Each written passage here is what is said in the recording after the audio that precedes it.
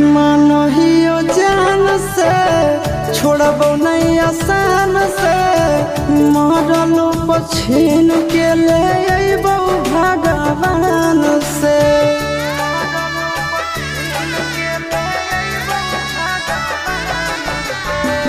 मानहियो जान से छोड़बो नहीं आसान से मरलो पछीन के ले अइबो भगवान से।